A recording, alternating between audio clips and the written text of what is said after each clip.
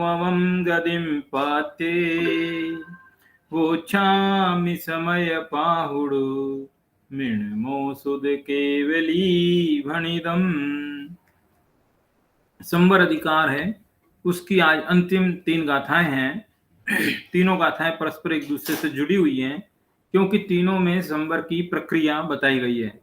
संवर की प्रक्रिया किसी एक गाथा में पूरी नहीं हुई, इसलिए 3 गाथाएं कंटिन्यू है। एक गाथा भी सिंगल भी हो सकती है, 2 गाथा होती है तो उसको युग्म बोलते हैं, 3 गाथा होती है तो उनको त्रिक बोलते हैं। ऐसे जो है कभी कभी आचार्य जो कहना चाहते हैं वो यदि एक गाथा में पूरा नहीं आता है तो एक से ज्यादा गाथाएं उसके लिए लिखी जाती हैं, तो वे गाथाएं उसके साथ में रहती हैं। कभी कभी उनकी गाथाओं का साथ में है ऐसा बताने के लिए उस गाथा के अंत में भी एक शब्द लिख देते हैं, या तो युग्मम, त्रिकम, ऐसा शब्द भी कभी कभी लिख देते हैं जानकारी की दृष्टि से, कभी कभी नहीं भी लिखते हैं। तो इस प्रकार से यहाँ पर जो संवर अधिकार की अंतिम 3 गाथाएं जो संवर की प्रक्रिया को बताने वाली हैं उनको आज पढ़ेंगे। देखो उनको पढ़ने के लिए कहाँ दिखाना, एक मिनट, ये गाथाएं दिखाता हूं आपको स्क्रीन पर। ये गाथाएं देखिए। ते सिंहेदु भणिदा अज्यवशाणानि सौवदरिसीहिं मिच्छत्तम् अन्नाणम् अविरय भावो यजो गोय हेदु अभावे नियमा जायदि नाणिस्यासवणिरोहो आसव भावेन विना जायदि कम्मत्सवीर्निरोहो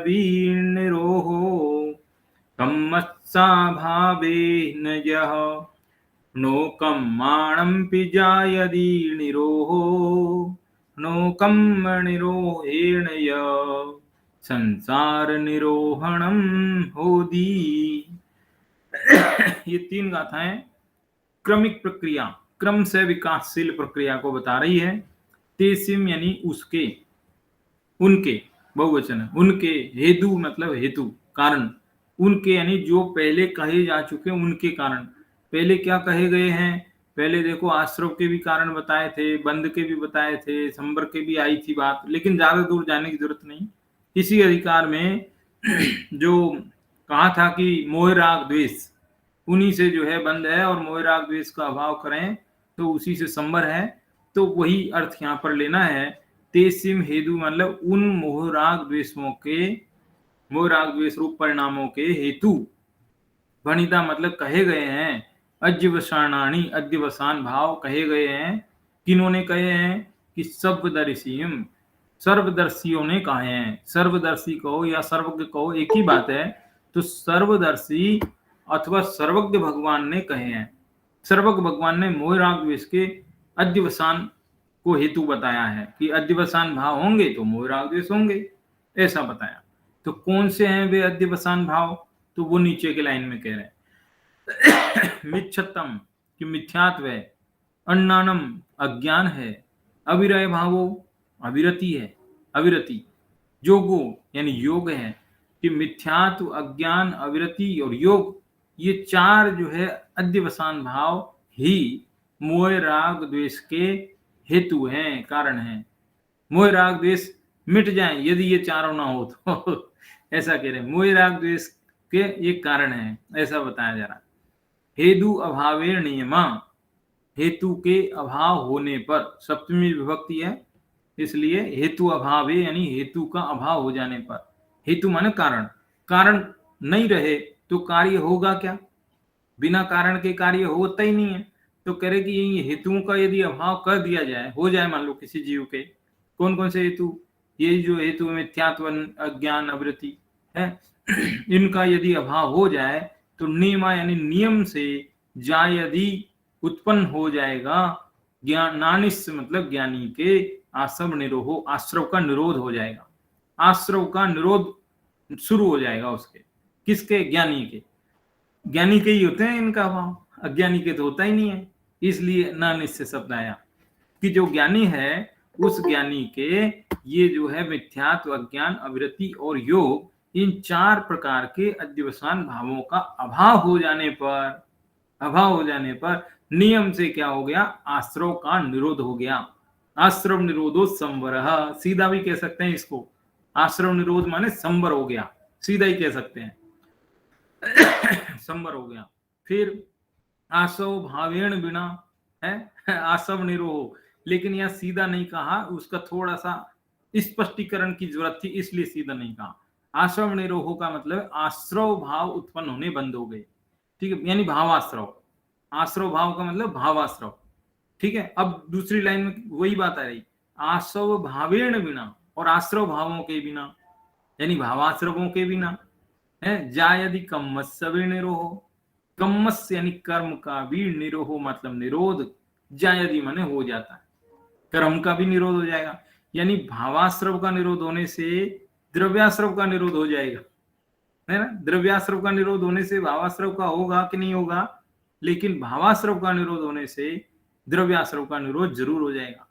ये है इसकी अविनाभावी, मतलब समझिए, अन्वय व्यतिरेक। यदि दो अन्वय व्यतिरेक का मतलब होता है किसी बात को एक साइड से घटित करना फिर दूसरी साइड से घटित करना। जैसे कहते हैं कि आश्रव भाव के अभाव होने पर नियम से द्रव्याश्रव का अभाव होगा, ये तो अन्वय है। लेकिन द्रव्याश्रव का अभाव होने पर भावाश्रव भी नहीं हो ऐसा जरूरी नहीं है, इसको बोलते हैं व्यतिरेक। तो अन्वय से और व्यतिरेक से दोनों तरीके से इसको घटित कर लेना, ठीक है। तो आश्रव भाव के अभाव से कर्म का निरोध भी उस ज्ञानी के हो जाता है। ये 200 नंबर की क्या 191 नंबर की था, ठीक है। फिर उसके बाद कह रहे हैं कि कम्मस्य अभावेण, कर्म का अभाव हो जाने से, जब द्रव्याश्रव ने खत्म हुआ, तो जब द्रव्याश्रव नहीं है तो उस द्रव्याश्रव मतलब कर्म भी कह सकते हैं उसको सीधे, द्रव कर्म। तो द्रव कर्म के अभाव से नो कम्माणम पी जाए निरोधो, नो कर्म का भी निरोध हो जाएगा। जब कर्म ही नहीं है तो वो कर्म फल देने, जो फल मिलता है कर्म के एवज में, वो फल भी खत्म हुआ फिर।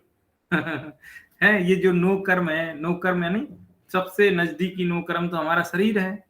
और थोड़ा आगे चले तो स्त्री पुत्र घर मकान परिवार सगे संबंधी मित्र परिवार, और दूर चले समाज सोसाइटी, और दूर चले तो देश है, सारी परिस्थितियां। तो ये सारी चीजें जो कर्म के उदय से मिलती हैं, वे चीजें भी खत्म हुई फिर। एक एक चीजें जो है बारी बारी से किस प्रकार खत्म हो रही है, ये बता रहे हैं यहाँ पर। कम्मस्य अभावेण, कर्म के अभाव से नो कम्माणम पिजायति निरोध, नो कर्म का भी निरोध हो जाता है, शरीर नहीं मिलेगा।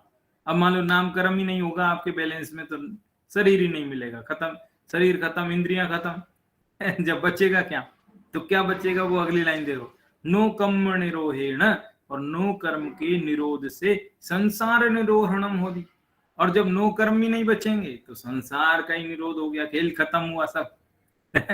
सारा खेल ही खत्म हो गया। ये संसार में जो अनादिकाल से ये जीव जो खेल खेल रहा है, खेल क्या खेल रहा है, बल्कि इसको कर्म खेल रहा है। कर्म का खिलौना बना हुआ है एक प्रकार से।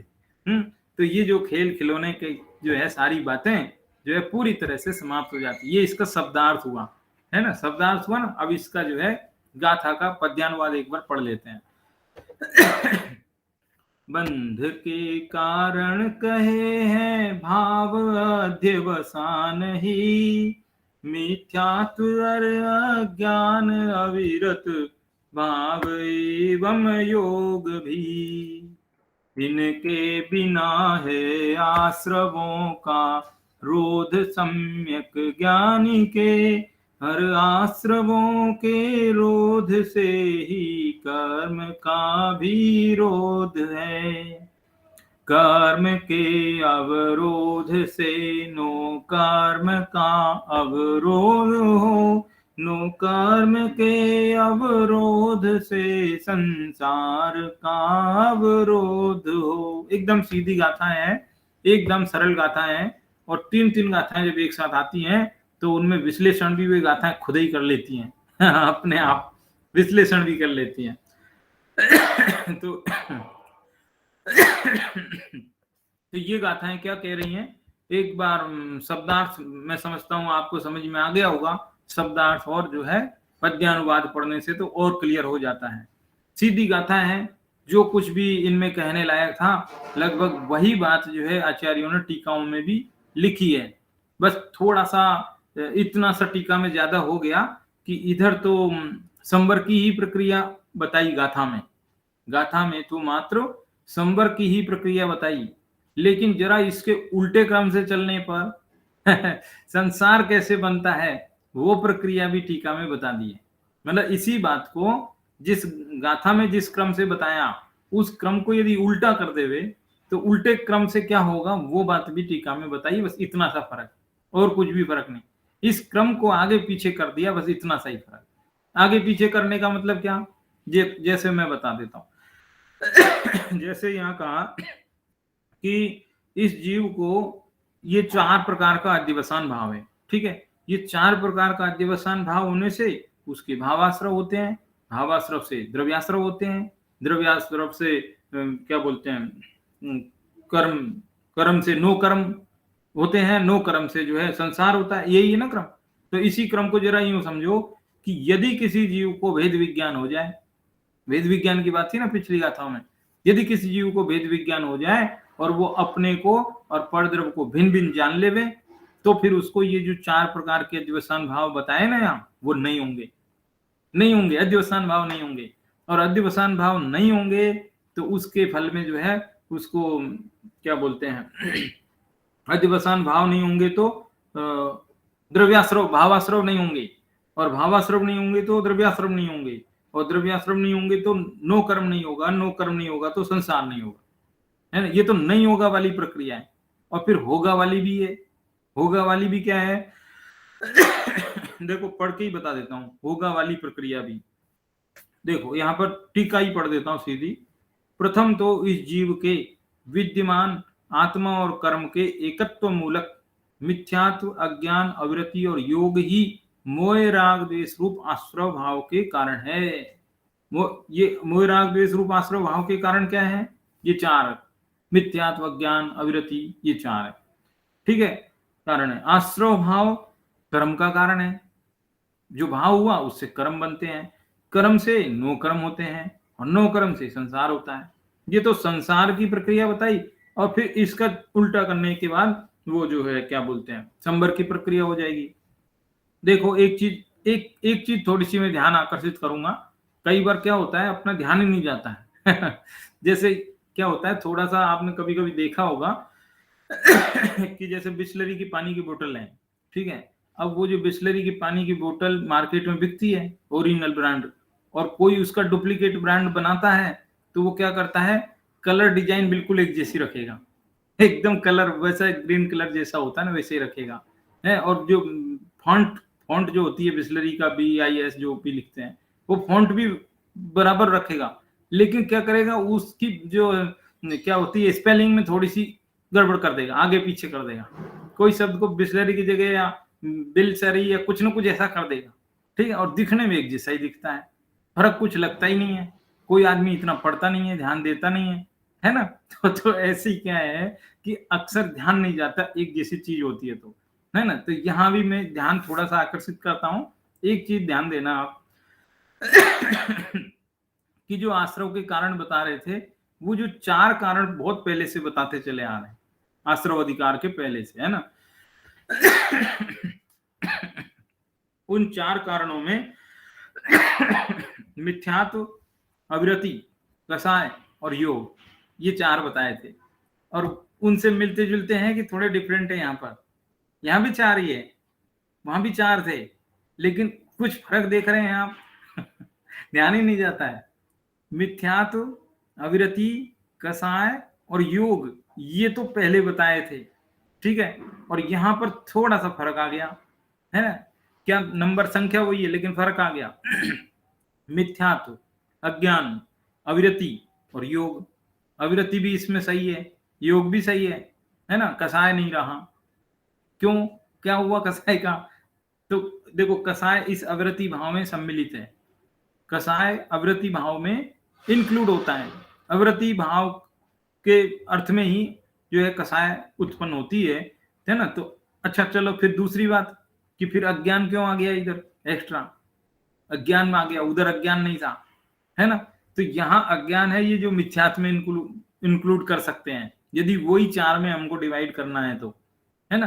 तो इस तरह से थोड़ा बहुत शब्दावली में फर्क आया है, लेकिन कोई ज्यादा बड़ी बात नहीं है, क्योंकि उनके आपस में शब्दों का यदि अपन देखें तो आपस में एक दूसरे में वो समाहित हो रहे हैं, है ना।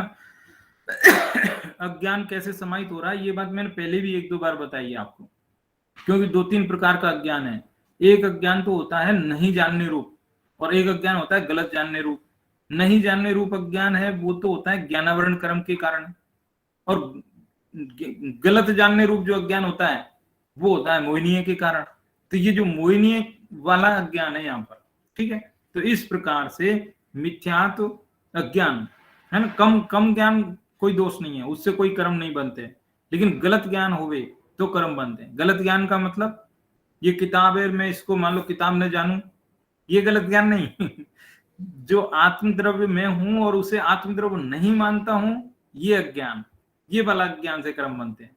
इस किताब को मैं कुछ जानूं न जानूं, कम जानूं उल्टा सीधा जानूं, उससे कोई फर्क नहीं पड़ता, ठीक है। यानी जगत का लौकिक ज्ञान चाहे जितना भी हो और चाहे जितना न हो, कम हो, कोई दिक्कत नहीं, है ना।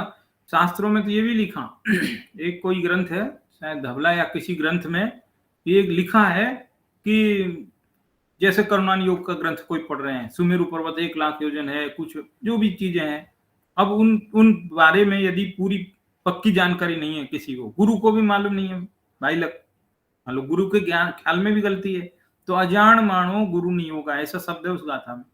लिखा है कि यदि वो गुरु को ही ज्ञान की नहीं है और उसने गलत बता दिया कि नहीं सुमेरु तो 90,000 योजन ही है, 84 है, जो भी कुछ थोड़ा ऊपर नीचे भी हो गया, तो उससे ज्यादा बिगाड़ कुछ भी नहीं होगा जीव का, क्योंकि वो अप्रयोजनभूत तत्व है। लेकिन प्रयोजनभूत तत्वों में जरा भी भूल हो गई तो मुश्किल हो जाएगा, ठीक है ना। क्योंकि दुनिया में बहुत सारा ज्ञान है, लेकिन जो ज्ञान मेरे मतलब का है उससे तो मेरे को भला बुरा है, मेरा नुकसान है। लेकिन जो ज्ञान मेरे मतलब का नहीं है, रास्ते बहुत हैं दुनिया में, लेकिन मुझे जिस रास्ते जाना है वो रास्ते का ज्ञान पक्का होना चाहिए। लेकिन जिस रास्ते मुझे जाना नहीं उसका ज्ञान हो तो भी ठीक है, नहीं हो तो भी ठीक है, और गलत हो तो भी ठीक है, मुझे उससे कोई फर्क नहीं पड़ता। तो इसी प्रकार से प्रयोजनभूत तत्वों में जरा भी भूल चूक नहीं चाहिए, ये अर्थ है यहाँ पर। ठीक है। अब देखो इसके आगे, ये तो आश्रव का क्रम बताया, अब इसका उल्टा क्रम बताते हैं। इस कारण यह आत्मा सदा ही आत्मा और कर्म के एकत्व के अभ्यास से क्यों होता है ये अध्यवसान भाव? ये अध्यवसान भाव भेद विज्ञान न होने के कारण होता है। कर्म और आत्मा का एकत्व का अध्यास, अध्यास मतलब भ्रम, छलावा, दिखावा, क्या बोलते हैं आप, मतलब निर्णय नहीं कर पाना, निर्णय की स्थिति रखना, उसको बोलते हैं अध्यास। तो आत्मा और कर्म के एकत्व के अध्यास से आत्मा को मिथ्यात्व, अज्ञान, अवृत्ति और योगमय मानता है ना। अर्थात उनसे जो है अध्यवसान भाव करता है, अपने आप को वैसा ही समझता है कि मैं इस लायक हूं, मैं ऐसा ही हूं, मैं मनुष्य पर्याय मात्र ही हूं, जितना इसका क्षोभ समय उतना ही मेरा ज्ञान है, इस प्रकार से समझता है। इसलिए मोह राग द्वेष रूप आश्रव भाव को भाता है, उससे कर्माश्रव होता है, कर्माश्रव से नो कर्म होता है, नो कर्म से संसार होता है ना। किंतु जब यह आत्मा और कर्म में भेद विज्ञान कर ले, भेद विज्ञान कर ले कि ये मैं नहीं हूं और ये मैं हूं, ऐसा भेद विज्ञान कर ले, ठीक है, तब शुद्ध चैतन्य चमत्कार मात्र आत्मा को उपलब्ध करता है। तब अपनी आत्मा को जान लेता है, उसी का अनुभव करता है। तब आश्रव भाव के कारणभूत मिथ्यात्व, ज्ञान, अवृत्ति और योग स्वरूप अध्यवसान का अभाव हो जाता है। फिर अध्यवसान नहीं करेगा, फिर मिथ्यात्व भी खत्म हो जाएगा, अविरति भी खत्म हो जाएगी, और ये क्या बोलते हैं अज्ञान, योग, ये चारों ही खत्म हो रहे हैं। कैसे खत्म हो रहे हैं ये प्रश्न आगे आएगा, इसी में अगले पेज पर आएगा। प्रश्न अपने मन में पहले ही उठ जाता है। कैसे उठ जाता है कि जो ज्ञानी होता है चौथे गुण स्थान का जीव, उस चौथे गुण स्थान वाले का मिथ्यात्व नहीं है, ये बात तो ठीक है, अज्ञान भी चला गया, ये बात भी ठीक है, क्योंकि सम्यक ज्ञान हो गया ना। लेकिन अविरति तो रहती है उसके, चौथे गुण स्थान का नाम ही है अविरत सम्यक। उस गुण स्थान का नाम ही है अविरत सम्यक, यानी अविरति तो रहती है, लेकिन यहाँ तो कह रहे कि ज्ञानी के नहीं रहती है ना। और दूसरा योग भी उसके पाया जाता है ना। और अपन ने एक लॉजिक तो बहुत समय से चल रहा है, बहुत समय से, कि उसके अनंतान बंदी गई इसलिए गौण हो गया, वो जाने दो, कुछ नहीं है, थोड़ा बहुत बचा है, न के बराबर है, जाने दो।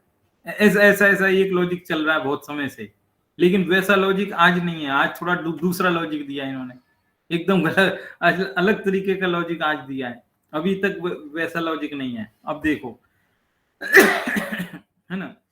अब ये पैराग्राफ नहीं पढ़ा मैंने, पूरा नहीं पढ़ा, इसको पढ़ देता हूँ, ये टीका का पूरा कर देता हूँ। है आत्मा और कर्म के भेद ज्ञान से शुद्ध चेतन चमत्कार मात्र आत्मा को उपलब्ध करता है, आत्मा का अनुभव करता है। तब आश्रव के कारणभूत मिथ्यात्व, अज्ञान, अवृत्ति और योग स्वरूप अध्यवसान का अभाव हो जाता है। यानी इन सबको अपना नहीं समझता, इन रूप मान्यता नहीं होती उसकी, नहीं होती तो क्या होता कि मोह राग द्वेष रूप आश्रव भाव का भी अभाव हो जाता। अब मोह राग द्वेष भी उत्पन्न नहीं होते उसके। अच्छा, फिर क्या होगा कि यदि इनका भी अभाव हो गया तो कर्म का भी अभाव हो जाएगा, नया कर्म बंदी नहीं हुआ फिर। अच्छा, कर्म का अभाव होने पर क्या होगा कि उनका अभाव हो जाएगा तो नो कर्म का भी अभाव हो जाएगा। यानी कि शरीर नहीं मिलेंगे, संयोग नहीं मिलेंगे। शरीर मिलना अच्छी बात है कि नहीं, संयोग मिलना अच्छी बात है कि नहीं। हम तो संयोग जुटाने जी जान लगाते हैं, सारी जिंदगी लगा देते हैं संयोगों को इकट्ठा करने में, और यहाँ करें संयोग नहीं मिलेंगे तो अच्छा हो जाएगा। क्या गजब बात है, संसार से उल्टी रीति है ना ये, इसलिए। तो नो कर्म का भाव हो जाएगा तो फिर उससे संसार का भाव हो जाएगा। इस प्रकार यह संवर का क्रम है, ये संवर का क्रम बताया है। दो तरीके से क्रम हो गया ना, उल्टा सीधा। यदि इस क्रम को उल्टा कर लेंगे तो वो संसार का क्रम है, और ये क्रम है तो ये संवर का क्रम है। इस तरह से टीका में एक ही बात को अन्वय और व्यतिरेक, अन्वय यानी सीधे तरीके से और व्यतिरेक माना उल्टे तरीके से, दोनों तरीके से बता दिया।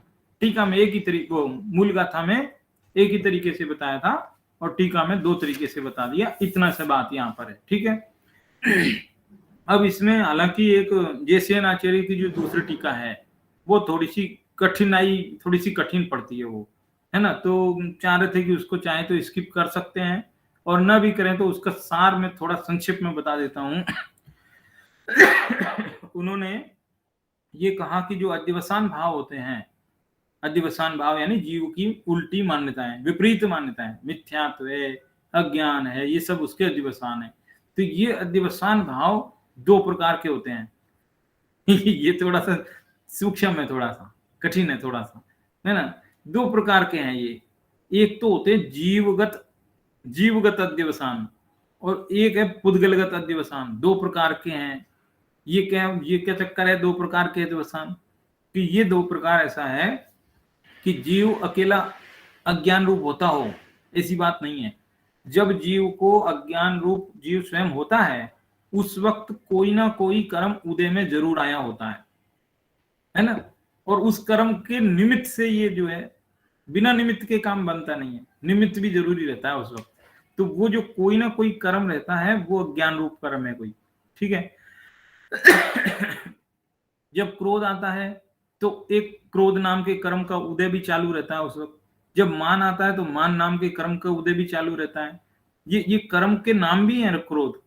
अपन को लगता है क्रोध मतलब किसी के गुस्सा चेहरे पे आता होगा वही क्रोध है, लेकिन कर्म प्रकृतियों में एक कर्म प्रकृति को भी क्रोध कहते हैं, ठीक है। तो उस कर्म प्रकृति के अंदर ही ऐसी विशेषता है कि वो उसके निमित्त से जीव क्रोध करता है। हालांकि जीव चाहे तो ना भी करे, वो जीव के ऊपर है, लेकिन मोस्टली ऐसा होता है, ये ऐसा निमित्त नैमित्तिक संबंध है।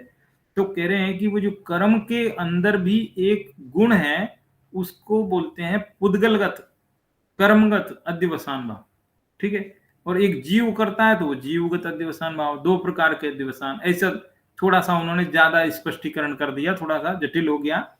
हालांकि इसको एक एग्जाम्पल से भी समझाया। एग्जाम्पल क्या है कि जैसे कोई मधुर शब्द क्या बोलते हैं, कोई मीठी चीज है, मीठी मिश्री है समझ लीजिए। तो मीठी मिश्री है, उसके अंदर भी एक मिठास है, और जीव जब उस मिश्री को चखे तो वो जीव ने भी जो फीलिंग की है वो भी एक मिठास जीव के अंदर है जीव ने भी तो महसूस किया है। तो वो जो जीव ने जो मिठास चखी है वो मिश्री की तो है नहीं, क्योंकि एक द्रव्य दूसरे द्रव्य के अंदर जाता नहीं है। क्या समझ में आई? बड़ी विचित्र बात है। तो जीव ने जो मधुरता का अनुभव किया वो जीवगत मधुरता है, और जो मिश्री के अंदर मधुरता थी वो मिश्रीगत यानी पुद्गलगत दूसरी मधुरता। ऐसी थोड़ी सूक्ष्म चर्चा है ना, थोड़ी सी जटिल है, उसको ना भी जानेंगे, स्किप भी कर देंगे तो कोई खास बात नहीं है ना। तो इसलिए मैं वो दूसरे टीकाकार है उनकी बात ये थोड़ी सी मैंने आपको संक्षेप में बताई। अब इसके बाद मूल बात पर आ जाते हैं वहीं पर, कि जो ये प्रश्न हमारे मन में उठा कि जो सम्यक ज्ञानी जीव हैं उसके ये 4 प्रकार के अध्यवसान भाव नहीं होते, और क्यों नहीं होते, तो कहते हैं कि उसको भेद ज्ञान हो गया। भेद ज्ञान हो गया तो चारों नहीं हो गए, कि चारों क्यों नहीं होंगे, है मिथ्या तो नहीं होगा, वो बात समझ में आती है, अज्ञान नहीं होगा वो भी समझ में आती है, लेकिन असंयम अविरति वो तो मान ही नहीं सकते। वो तो चौथे गुणस्थान का नाम ही है, अविरत सम्यक। अविरत है अभी तो वो, उसने थोड़े ही व्रत लिए हैं, व्रत तो 5वें गुणस्थान में होंगे, है ना। करुणान योग की भाषा तो यही है ना, आगम की भाषा तो यही है, लेकिन ये अध्यात्म का ग्रंथ है, इसकी जो है अपेक्षा थोड़ी डिफरेंट है, और ये कह रहे कि नहीं उसके हो गया। कैसे हो गया? तो वो ये कह रहे हैं कि जैसे ही जीव का सम्यक्त होता है, तो सम्यक्त होने के बाद आत्मा के अनंत गुणों के अंदर, देखो क्या होता है, सम्यक्त होता है तो सम्यक दर्शन के साथ सम्यक ज्ञान भी हो जाता है ना, और बाकी गुण तो होते ही नहीं, बस ये ऐसा ही मानते हैं ना सब दुनिया, सारे लोक में मतलब यही चलता है कि सम्यक दर्शन और सम्यक ज्ञान ये दो चीज तो एक साथ होती है, लेकिन चारित्र एक साथ नहीं होता, वो बाद में होता है, और देखेंगे ऐसा ऐसा, ठीक है। लेकिन यहां ये कह रहे हैं कि आत्मा में जो अनंत गुण है, उन पूरे ही अनंत गुणों में जैसे ही श्रद्धान सम्यक हुआ, वैसे ही पूरे ही अनंत गुणों में कुछ ना कुछ तो इफेक्ट आ गया, सब में ही। कि क्या बात कर दी, सब में आ गया क्या? सभी में आ गया। हम तो नाम भी नहीं गिना सकते, बता भी नहीं सकते, लेकिन उन सभी अनंत गुणों के अंदर ही कुछ कुछ शुद्धि बढ़ गई है अपने आप, सबके अंदर ही हो गया। क्यों हो गया ऐसा, क्या कारण पड़ गया? कि कारण ये पड़ गया कि एक गुण का रूप दूसरे गुण में भी देखा जाता है।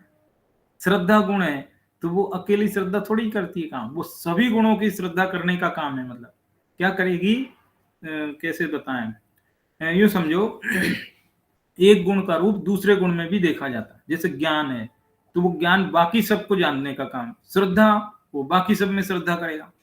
जो वीर्य गुण है वो बाकी सब में जो है वीर्य गुण का जो है लक्षण दिखा जाएगा। तो एक गुण दूसरे गुण के अंदर भी कुछ झलकता है, मतलब पूरे आत्मा, क्योंकि ऐसा तो है नहीं कि एक एक गुण अलग अलग है आत्मा में, ज्ञान अलग है, दर्शन अलग है, श्रद्धा अलग है। ये आप एक काम करो, छठी गाथा इस समय सार की पड़ी थी ना अपन बहुत पहले, उसको याद करो जरा, और नहीं याद आए तो मैं कराता हूं, देखो अभी थोड़ा। यूं बताइए, आत्मा में ज्ञान नहीं है, आत्मा में दर्शन नहीं है, आत्मा में चारित्र नहीं है, ऐसी चीज पढ़ी थी ना हमने। क्यों नहीं है? क्योंकि अब वो अकेला सावधान नहीं है, अब वो पूरा मिक्स है, अनंत गुणों का एक पिंड है वो। अब अकेले में एक गुण में भी कुछ होता है ऊपर नीचे, तो वो अनंत गुणों में ऊपर नीचे होगा। अब समझ में आया कि नहीं? ये थोड़ा सोचने लायक बात है, थोड़ा सा जल्दीबाजी की नहीं जरूरत है, तसल्ली से सोचना कि आत्मा में ज्ञान नहीं है, नहीं ज्ञान तो है लेकिन अकेला ज्ञान नहीं है, दर्शन नहीं है, मतलब दर्शन है लेकिन अकेला दर्शन नहीं है, चारित्र है लेकिन अकेला चारित्र नहीं है। अब अनंत गुण एक ही जगह पर, आत्मा के प्रत्येक प्रदेश पर अनंत गुण ही मौजूद है। ऐसा तो है नहीं कि एक प्रदेश पर एक गुण है, दूसरे पे दूसरा है, तीसरे पे तीसरा, ऐसा भी नहीं है। एक ही प्रदेश पर अनंत के अनंत ही मौजूद है, इसलिए सारे गुण एक दूसरे से जुड़े हुए हैं। अब इसलिए अकेले एक श्रद्धा गुण यदि सम्यक हो गया, अब तो बिल्कुल युक्ति समझ में आ गई होगी, सरल है एकदम। इतना समझ में आया तो जरूर समझ में आएगा निश्चित।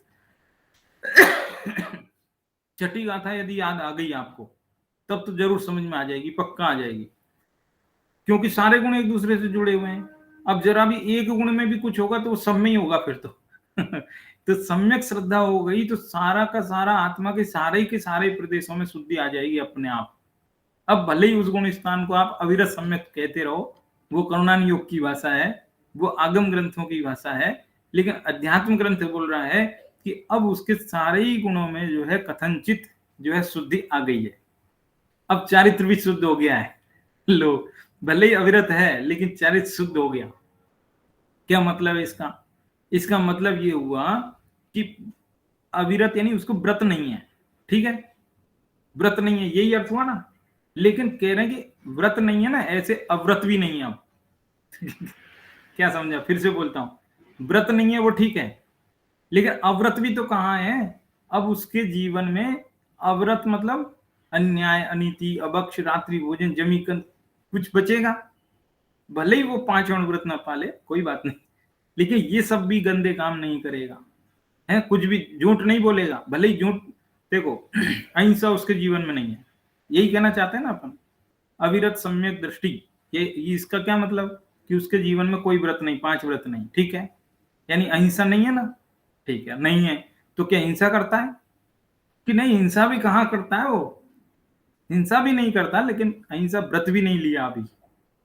समझ में आई बात? अहिंसा नहीं है इसका मतलब क्या हिंसा थोड़ी करता है। अच्छा, उस वो सत्य नहीं, सत्य व्रत नहीं है उसके, तो क्या झूठ बोलता फिरता है वो? सम्य दृष्टि, ये तो कॉमन सी बात है, बच्चा भी कह देगा अरे सम्य दृष्टि ऐसा थोड़ी होता है। झूठ नहीं बोलता है, चोरी भी नहीं करता है, भले ही उसके 5 व्रत नहीं है जीवन में, उसने उनको अंगीकार नहीं किए, लेकिन बिना अंगीकार करे भी उसका जीवन शुद्ध सात्विक होता है, न्याय नीति पर चलने वाला होता है, सदाचारी होता है। ये तो पक्की बात है ना? तो इस प्रकार से उसके पूरे अनंत गुणों में जो शुद्धि आ जाती है सम्यक दर्शन होने के बाद।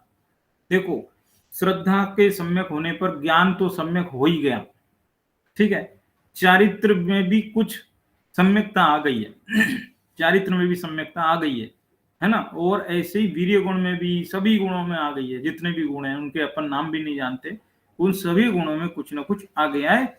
अच्छा, ये बात जो कही जा रही है, ये किस आधार से कही जा रही है? कोई आधार है इसका कि ऐसे ही कहे जा रहे हैं कुछ ना कुछ? इसका आधार है, बड़े बड़े आचार्यों के, विद्वानों के आधार हैं। एक दो आधार देते हैं, देखो, श्रीमद राजचंद्र जी का आधार, श्रीमद राजचंद्र जी हैं, आप सब जानते हैं श्रीमद राजचंद्र जी को, बहुत ज्ञानी थे। वो ये कहते थे, सर्वगुणास्ते सम्यक्त्व, सर्वगुणास्ते सम्यक्त्व, कि जब सम्यक्त हो जाएगा तो आत्मा के सभी गुणों में उसका अंश दिखने लगेगा। ज्ञान में भी सम्यकपना आ जाएगा, श्रद्धा में भी सम्यकपना, सुख में भी सम्यकपना, वीर्य में भी सम्यकपना, सब में सम्यकपना आ जाता है, सर्वगुणास्ते सम्यक्त्व। ठीक है। एक टोडरमल जी हैं, एक टोडरमल जी ने भी रहस्यपूर्ण चिट्ठी में लिखा, क्या लिखा? चतुर्थ गुण स्थानवर्ती आत्मा के, चौथे गुण स्थानवर्ती आत्मा के ज्ञानादि गुण एक देश प्रकट हुए हैं, है ना? सम्यक हो गया मतलब एक देश प्रकट हो गया। तात्पर्य यह है कि ज्ञानादि सर्वगुणों का एक देश प्रकट होना सम्यक दर्शन है, और सर्वदेश प्रकट होना केवल ज्ञान। बस देखो फर्क क्या है कि जो शुद्धि हुई है ना, वो शुद्धि तो हो गई, अशुद्धि वाला चक्कर नहीं है। अब तो दूसरा चक्कर है, यदि आपको डिफरेंस करना है, आपको जो मन में रहता है ना, नहीं कुछ तो डिफरेंस है, कुछ तो डिफरेंस, तो जो डिफरेंस है ना वो एक देश और सर्वदेश का है, शुद्धि और अशुद्धि का डिफरेंस खत्म।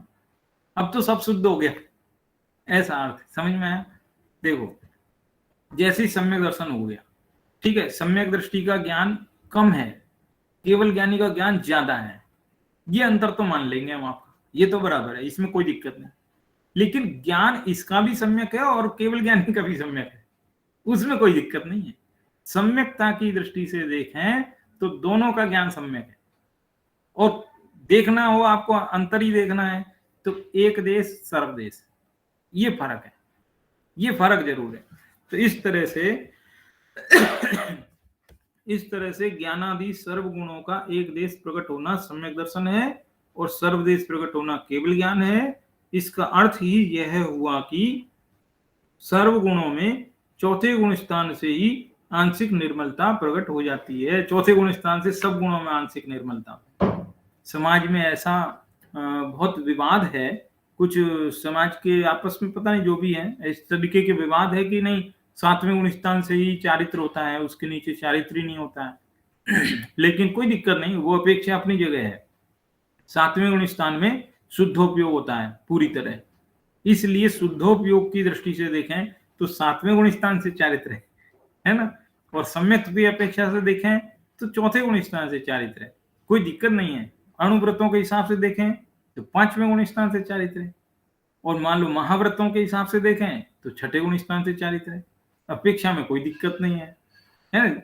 जिस गुण स्थान में जितना चारित्र है उस अपेक्षा से देखेंगे तो कोई दिक्कत नहीं है। चारित्र जो है बढ़ते हुए क्रम में है, ठीक है। सम्यकता तो चौथे में पूरी हो गई, आगे तो फिर उसका जो है एक देश की जगह सर्वदेश की क्रम में वो बढ़ते हुए क्रम में है, इतना फर्क है। ठीक है, पहले गुण स्थान में भी अवृति है जी, और चौथे गुण स्थान में भी अविरत सम्यक दृष्टि उसको कह रहे हैं, है ना। यानी चौथे में भी अविरति मान रहे हो आप, और पहले में भी अविरति ही है, तो क्या दोनों में कुछ डिफरेंस नहीं है? डिफरेंस तो होना चाहिए, कहाँ तो मिथ्या दृष्टि, कहाँ सम्यक दृष्टि, और दोनों में अविरत है, दोनों की अविरति एक जैसी तो हो नहीं सकती। चौथे वाले ने भले ही नियम नहीं लिए हैं, लेकिन वो बिना नियम के भी नियम जैसा ही जीवन जीता है, ये फर्क है। समझ में आई बात? इसलिए यहां पर ये कह रहे हैं कि जो सम्यक, तो ये प्रकरण कहां से आ गया बीच में? ये बीच में यहां से आ गया कि ये जो 190 नंबर की गाथा कह रही है कि मिथ्यात्व, अज्ञान, अविरति और योग, ये 4 प्रकार के अध्यवसान जब तक जीव को होते हैं तब तक उसको मोह राग द्वेष होते हैं, ठीक है। और सम्यक दृष्टि के ये हट गए, जितनी मात्रा में बचे थोड़े बहुत, उतना माइनर जो है उसको थोड़ा बहुत राग द्वेष होता है, और ऐसा सूक्ष्म राग द्वेष है जो कालांतर में धीरे धीरे नष्ट हो जाएगा, इसलिए उसको गौण किया है, ठीक है। ये बात समझ में आई? इस प्रकार से ये जो 3 गाथाएं हैं, ये तीनों गाथाएं हमको कुल मिलाकर के भेद विज्ञान की शिक्षा देती है। आगे इसके बाद कलश हैं, क्योंकि अधिकार समाप्त है इसलिए कलश है ना, लेकिन वे कलश भी हमको यही प्रेरणा देंगे। भेद विज्ञान की जो शिक्षा है वो हमको कैसे मिलती है, कहाँ से मिलती है? देखो, हमारे इर्द गिर्द एक प्राणी आपने देखा होगा, कौन सा प्राणी? हंस। हंस प्राणी कैसा है उसकी भी बात मैं बताऊं। हंस जो है भेद विज्ञान की शिक्षा देने का सबसे बढ़िया अच्छा उपाय है। देखो, ये एक चित्र दिखाता हूं आपको, ये जो है कहान म्यूजियम लाइब्रेरी है ना, उससे मिला मुझे ये चित्र। ये चित्र देख रहे होंगे आप, एक हंस का चित्र है। वो हंस जो है नीर क्षीर विवेकी होता है, ये भेद ज्ञान की कला में नंबर 1 है। हंस की ये विशेषता है, दिख रहा है ना चित्र? तो ये जो है, एक मिनट, चित्र तो हाँ दिख रहा है, हाँ चित्र दिख रहा है ये। तो इस चित्र में आप देख रहे हैं कि एक हंस है। अब ये जो हंस है ना, इस हंस की ये विशेषता है कि जब ये दूध पीता है तो लोग कहते हैं कि दूध पी जाता है, दूध में जो पानी रहता है उसको छोड़ देता है कि क्या कर देता है। इसकी ये विशेषता है कि जैसे आपने देखा होगा कि जो मिठाई बनाने वाले होते हैं तो वो जो है दूध का पनीर बनाते हैं। वो पनीर बनाने के लिए दूध में पहले तो कुछ खटाई डालते हैं, नींबू वगैरह डालते हैं, जिससे कि दूध फट जाता है ना, तो उसका पानी अलग हो जाता है और जिसका सार तत्व अलग हो जाता है, पनीर बन जाता है। मतलब कैसे बनता है? उसकी खटाई से बनता है, खटाई डालनी पड़ती है। तो ये जो हंस होता है, इस हंस की जो चोंच है, वो चोंच कुछ ऐसी है, बिल्कुल अम्ल, अम्ल माने बिल्कुल खट्टी, खट्टे परमाणुओं से बनी हुई है इसकी चोंच। हंस की जो चोंच है एकदम खट्टे अम्ल परमाणुओं से बनी हुई है, एकदम खट्टी है। जब वो दूध में इसको डुबोता है, दूध पीने के लिए दूध में जब अपनी चोंच डालता है तो उसकी चोंच की अम्ल पने के कारण दूध फट जाता है, पनीर बन जाता है। और उसमें से वो जो मोटे मोटे पीस है पनीर के, उनको तो खा जाता है, और जो है पानी बचता है उसमें से जो छोड़ने लायक है उसको भी छोड़ देता है, ठीक है। तो ये जो हंस है इसको नीर क्षीर विवेकी कहते हैं। नीर क्षीर, नीर माने पानी और क्षीर माने दूध।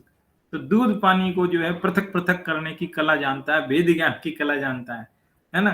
तो ऐसे ही हंस की तरह हमको भी, ये नीचे वाला चित्र देख लो आप, इसमें आप 2 आकृति देख रहे हैं, है ना, थोड़ा ध्यान से देखेंगे 2 आकृति है, एक काली और एक सफेद, ठीक है ना।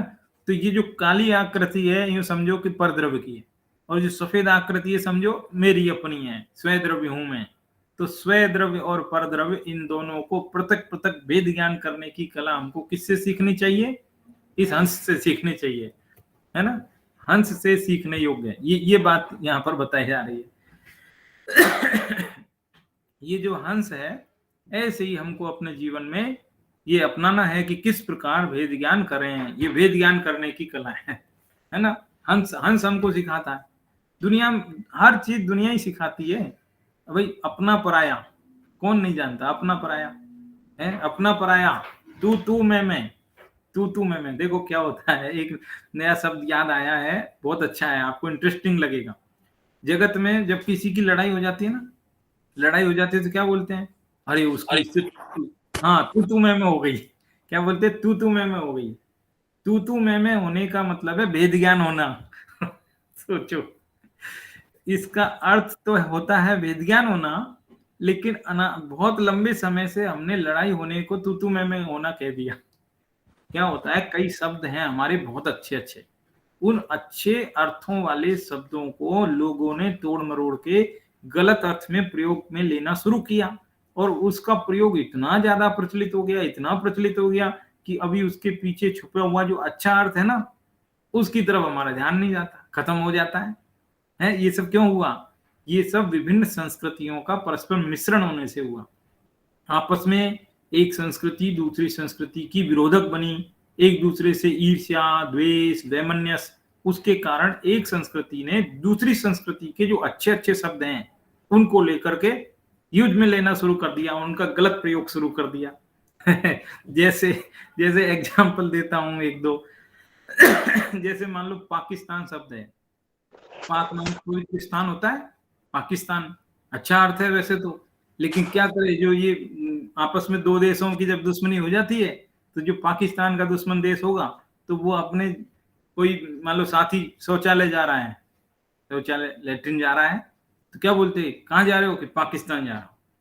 ऐसा गलत अर्थ में बोल देते हैं, है ना? और वो गलत अर्थ इतना चल पड़ता है कि बाद में पता नहीं चलता कि अरे पाकिस्तान का अर्थ तो होता है बहुत पवित्र स्थान, है क्या? तो इसी तरह से तू मैं शब्द का अर्थ तो वास्तव में भेद विज्ञान है। कैसे है देखो, कैसे है? तू है और मैं हूं, तू है और मैं हूं, इसी का नाम तो भेद ज्ञान है। तू मैं हो गई, तू मैं हो गई माने भेद ज्ञान हो गया, ये अर्थ है। ऐसे बहुत सारे शब्द हैं, एक दो शब्द नहीं, ऐसे सैकड़ों शब्द हैं। किसी को नंगा कहना, लुच्चा कहना, किसी को करम फूटे कहना, ये सारे शब्दों के बहुत अच्छे अच्छे अर्थ हैं। ये सब हमारे मुनराजों के लिए है, ये सब ऐसे ऐसे शब्द हैं। तो इस तरह से तू मैं होने का अर्थ है कि तू है और मैं हूं। इस प्रकार का भेद ज्ञान जब इस जीव के हो जाता है, तब उसके संबर होता है। भेद ज्ञान हो जाता है तो शुद्धात्मा की उपलब्धि हो जाती है।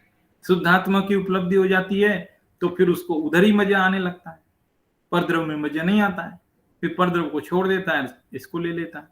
तो इस प्रकार से ये जो तीन गाथाओं में बताई है, ये भेद ज्ञान की प्रक्रिया बताई है कि जब शुद्धात्मा की उपलब्धि हो जाएगी, अध्यवसान भाव नहीं होंगे, भेद ज्ञान हो जाएगा, तो राग द्वेष स्वयं या तो कम हो जाएंगे, नहीं धीरे धीरे खत्म हो जाएंगे। फिर राग द्वेष नहीं होंगे तो जो राग द्वेष से कर्म बंधन होता था ना अभी तक, वो भी धीरे धीरे कम हो जाएगा, है ना? जब जब कर्म ही नहीं रहेंगे तो उनके फल में संसार कैसे बढ़ेगा? संसार बढ़ेगा ही नहीं। संसार नहीं बढ़ेगा तो धीरे धीरे हम मुक्ति की ओर चल पड़ेंगे। यही तो प्रक्रिया इसमें बताई जा रही है, बिल्कुल सीधी सच्ची प्रक्रिया है एकदम। ठीक है, तो इस प्रकार से ये जो है, इसके बाद एक कलश है, ये तो वो कलश भी पढ़ ले, लेकिन इसके बाद बनारसीदास जी का भी उसका कोई बात नहीं, फिर भी एक बार पढ़ लेते हैं अभी, है और 5 मिनट भले ज्यादा सही। देखो इसका ये कलश भी पढ़ देता हूं। ये कलश आपके सामने देखो। संपद्यते संवर एष साक्षात् शुद्धात्म तत्त्वस्य किलोपलम्भात् सभेद विज्ञानत एव तस्मात् तद्भेद विज्ञानमतीव भाव्यम्। ये कलश को आज पढ़ तो रहे हैं, लेकिन दोबारा भी पढ़ना पड़ेगा क्योंकि ये 29वां और 30वां दो कलश एक जैसे ही हैं, मिलते जुलते हैं आपस में, लिंक है इनकी। देखो, आत्म तत्व की उपलब्धि हो भेद ज्ञान से, भेद ज्ञान, आत्म तत्व की उपलब्धि हो भेद ज्ञान से, आत्म तत्व की उपलब्धि से संवर होता, इसीलिए तो सच्चे दिल से नित प्रति करना, अरे भव्य जन भव्य भावना भेद ज्ञान की। देखो अब 130 में कलश है ना, जरा उसको भी देख लो आप, साथ में देखो, जो लाइन 129 में कलश की लास्ट लाइन है ना, 129 में कलश की लास्ट लाइन है, अरे भव्य जन भव्य भावना भेद ज्ञान की। 30वें कलश की पहली लाइन क्या है? सेम लाइन है बिल्कुल, अरे भव्य जन भव्य भावना भेद ज्ञान की, सेम टू सेम लाइन है ना। तो इससे समझ में आ रहा होगा कि ये जो है कितनी ज्यादा प्रेरणादायक दोनों छंद हैं आपस में, और ये इतने अच्छे छंद हैं कि इन छंदों को डॉक्टर धारिल ने अपने एक अलग से शतक बनाया, रोला शतक, उस रोला शतक में ये छंद रखे गए हैं। तो ये छंद जो है बिल्कुल सरल हैं, एकदम सरल हैं, और इनमें सिर्फ जो है भेद ज्ञान की ही बात बताई गई है। देखो क्या कहा जा रहा है कि आत्म तत्व की उपलब्धि हो भेद ज्ञान से, है आपको संवर करना है तो किससे होगा? शुद्धात्मा की उपलब्धि से। शुद्धात्मा की उपलब्धि किससे होगी? कि वो भेद ज्ञान से होगी। ठीक है, तो भेद ज्ञान की से ही सब काम होना है। तो अब उस भेद ज्ञान की दिन रात क्यों नहीं लगन लगा लेते हो, सच्चे दिल से, सच्चे दिल से नित प्रति नित प्रति करना, सच्चे दिल से नित प्रति करना, निरंतर उसकी ही भावना बानी है। क्यों बानी है? क्योंकि शुद्धात्मा की उपलब्धि उससे होगी। देखो क्या होता है इसमें, इनडायरेक्टली ये कहने का भाव है कि आप कोई क्रियाकांड करो, कोई और कुछ करो जगत में, स्वाध्याय करो, तीर्थ जाओ, वंदना करो, जितने भी बाह्य आडंबर हैं उन सब से न तो वेद ज्ञान होने वाला है, न शुद्धात्मा की उपलब्धि होने वाली है, और न ही उनसे संवर होने वाला है। संवर का तो सिर्फ मात्र एक ही उपाय है, भेद ज्ञान। इसलिए सुबह उठने से लेकर रात्रि सोने तक, सुबह उठने से लेकर रात्रि सोने तक, पूरे दिन भर में जितना भी हमारा जो भी कुछ एक्टिविटीज है, सुबह उठने तब से लेकर के, किसी से बात कर रहे हैं तो, टीवी देख रहे हैं तो, टीवी में तो बहुत प्रसंग मिलते हैं ऐसे जो वेद ज्ञान होते हैं। जबरदस्त जबरदस्त वेद ज्ञान होता है, क्योंकि टीवी में वेद ज्ञान के अपोजिट सारी चीजें दिखाई जाती है। टीवी में बहुत अपोजिट अपोजिट बताई जाती है कई बातें, तो उन चीजों को देख करके भेद ज्ञान ज्यादा जल्दी होता है, अरे क्या आप दिखा रहे हैं ये। ऐसा थोड़ी होता है। तो इस तरह से तो सारी जितनी भी प्रक्रिया है उन सब में हर वक्त हर एक्टिविटी में कदम कदम पे किसी से मिलो तो, बात करो तो, है सुबह उठ के आप मंजन करो तो, ये शरीर मेरा नहीं है, मैं तो इससे बिल्कुल भिन्न हूँ, इस शरीर को मुझे समय देना पड़ता है। ये सब फीलिंग, खाना खाते समय खाना को मैं सिर्फ ज्ञाता हूं, जीव ने उस खाने का जो स्वाद है उसको अनुभव किया है, खाने का स्वाद जीव जीव के अंदर प्रविष्ट नहीं हुआ। खाना अपन ने खाया तो पेट में तो गया है, ये बात पक्की, लेकिन पेट में गया, आत्मा में नहीं गया, आत्मा में नहीं गया, आत्मा ने तो उसको सिर्फ जाना है। तो इस तरह से बहुत छोटी छोटी बातों में ही निरंतर वेद ज्ञान ही करते जाना है, वेद ज्ञान की निरंतर भावना करनी पड़ेगी। अपन क्या करते हैं, 1 घंटा करते हैं, जब तक स्वाध्याय करेंगे तब तक करेंगे, फिर छोड़ देंगे, फिर वो उसका मतलब खत्म हो जाता है। आपको हर समय ही निरंतर ये सोचना है कि इन सब से मैं बिल्कुल भिन्न हूं। राग से, जैसे मान लो अचानक कोई भाव आया कि अरे कल से अपन है ना बिल्कुल दान देंगे रोज, है कल से अपन जो है तीर्थ जाएंगे, कल से अपन कल ये कुछ भी आया, तो भी सोचो कि ये जो भाव अभी उत्पन्न हुआ, इतना शुभ्र निर्मल भाव मुझे भी उत्पन्न हुआ, ये भाव भी मैं नहीं हूं, क्षणिक है ये भाव, क्षणिक है भाव। आपने सोच तो लिया कि हम जो है समय शिखर जी जाएंगे, और आपने जो है ट्रेन का टिकट कर लिया समझो, या नहीं किया है, नहीं किया, और 2 दिन में आपका मन बदल भी सकता है, अरे छोड़ो रे कौन जाए, बहुत सर्दी है उधर। तो कहने का अर्थ ये जो भाव है ये स्थायी नहीं है, ये क्षणभंगुर है, बदल जाने वाले हैं।